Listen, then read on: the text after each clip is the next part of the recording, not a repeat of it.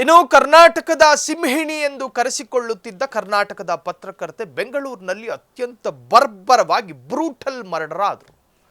ಆಕೆ ಬೇರಾರೂ ಅಲ್ಲ, ಗೌರಿ ಲಂಕೇಶ್. ಖ್ಯಾತ ಪತ್ರಕರ್ತೆ, ದಿಟ್ಟ ಪತ್ರಕರ್ತೆ ಎಂದು ಕರೆಸಿಕೊಳ್ಳುತ್ತಾ ಇದ್ದಂತಹ ಗೌರಿ ಲಂಕೇಶ್ ಅತ್ಯಂತ ಬರ್ಬರವಾಗಿ ಹತ್ಯೆಗೀಡಾಗಿದ್ರು. ಇನ್ನು ಅವರನ್ನ ಹತ್ಯೆ ಮಾಡಿದ್ದ ಆರೋಪಿಗಳ ಪೈಕಿ ಒಬ್ಬ ಆರೋಪಿ ಮಹಾರಾಷ್ಟ್ರದಲ್ಲಿ ಚುನಾವಣೆಗೆ ನಿಲ್ಲುತ್ತಿದ್ದಾನೆ, ಚುನಾವಣೆಯ ಅಭ್ಯರ್ಥಿಯಾಗಿದ್ದಾನೆ ಅನ್ನುವುದಾದರೆ ನಿಜಕ್ಕೂ ಕೂಡ ಇದು ಎಂತಹ ದುರಂತ ಅಲ್ವಾ? ಗೌರಿ ಲಂಕೇಶ್ ಹತ್ಯಾ ಪ್ರಕರಣದ ಆರೋಪಿ ಮಹಾರಾಷ್ಟ್ರದಲ್ಲಿ ಕಣಕ್ಕಿಳಿತಿದ್ದಾರಾ? ಕರ್ನಾಟಕದ ಖ್ಯಾತ ಪತ್ರಕರ್ತೆ, ಕಾರ್ಯಕರ್ತೆ ಗೌರಿ ಲಂಕೇಶ್ ಹತ್ಯೆಯ ಆರೋಪಿಯೊಬ್ಬರು ಇದೀಗ ಮಹಾರಾಷ್ಟ್ರ ಚುನಾವಣೆಯಲ್ಲಿ ಸ್ಪರ್ಧೆ ಮಾಡುತ್ತಿದ್ದಾರೆ.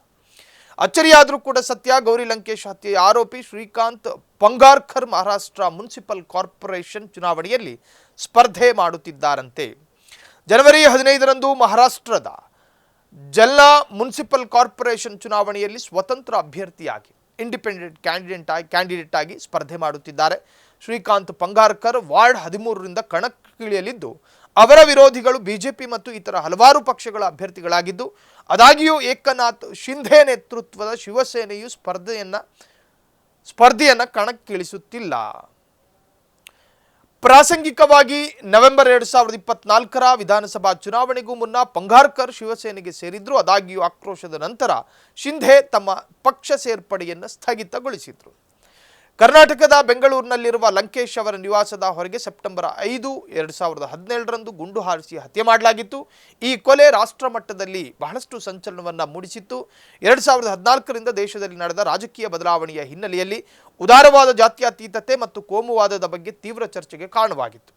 ಹಾಗಾದರೆ ಈ ಆರೋಪಿ ಯಾರು? ಈ ಪಂಗಾರ್ಕರ್ 2001 ಮತ್ತು 2006ರ ನಡುವೆ ಅವಿಭಜಿತ ಶಿವಸೇನೆಯಿಂದ ಜಿಲ್ಲಾ ಪುರಸಭೆಯ ಸದಸ್ಯರಾಗಿದ್ದರು. 2011ರಲ್ಲಿ ಶಿವಸೇನೆ ಅವರಿಗೆ ಟಿಕೆಟ್ ನಿರಾಕರಿಸಿದ ನಂತರ ಅವರು ಬಲಪಂಥೀಯ ಹಿಂದೂ ಜನಜಾಗೃತಿ ಸಮಿತಿಯನ್ನು ಸೇರಿದರು. ರಾಜ್ಯದ ವಿವಿಧ ಭಾಗಗಳಿಂದ ಕಚ್ಚಾ ಬಾಂಬ್ಗಳು ಮತ್ತು ಶಸ್ತ್ರಾಸ್ತ್ರಗಳನ್ನು ವಶಪಡಿಸಿಕೊಂಡ ಪ್ರಕರಣಕ್ಕೆ ಸಂಬಂಧಪಟ್ಟಂತೆ ಅವರನ್ನು ಆಗಸ್ಟ್ 2018ರಲ್ಲಿ ಮಹಾರಾಷ್ಟ್ರದ ಭಯೋತ್ಪಾದಕ ನಿಗ್ರಹ ದಳ ATS ಬಂಧನ ಮಾಡಿತ್ತು.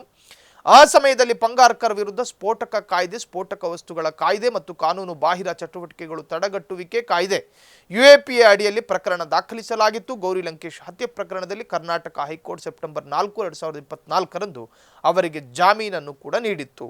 ಆ ಸಂಬಂಧ ಗೌರಿ ಲಂಕೇಶ್ ಅವರ ಹತ್ಯೆ ಆರೋಪಿ ಪಂಗಾರ್ಕರ್ ಈಗ ಮಹಾರಾಷ್ಟ್ರದಲ್ಲಿ ಚುನಾವಣೆಗೆ ಕಣಕ್ಕಿಳಿಯುತ್ತಿದ್ದಾರೆ. ಕಳಂಕ ಮೆತ್ತಿಕೊಂಡಿದ್ದರೂ ಕೂಡ ಚುನಾವಣೆಗೆ ಸ್ಪರ್ಧಿಸಬಹುದಾ ಎನ್ನುವ ಪ್ರಶ್ನೆಗಳು ರಾಜ್ಯದ ನಾಗರಿಕರಲ್ಲಿ ಕಾಡುತ್ತಿದೆ. ಕ್ಷಣ ಕ್ಷಣದ ಸುದ್ದಿಗಳಿಗಾಗಿ ಫ್ರೀಡಂ ಟಿವಿ ಸಬ್ಸ್ಕ್ರೈಬ್ ಮಾಡಿ, ಲೈಕ್ ಮಾಡಿ ಹಾಗೂ ಫಾಲೋ ಮಾಡಿ. ಹೊಸ ಸುದ್ದಿಗಳ ನೋಟಿಫಿಕೇಶನ್ಗಾಗಿ ಬೆಲ್ ಐಕಾನ್ ಮೇಲೆ ಕ್ಲಿಕ್ ಮಾಡಿ.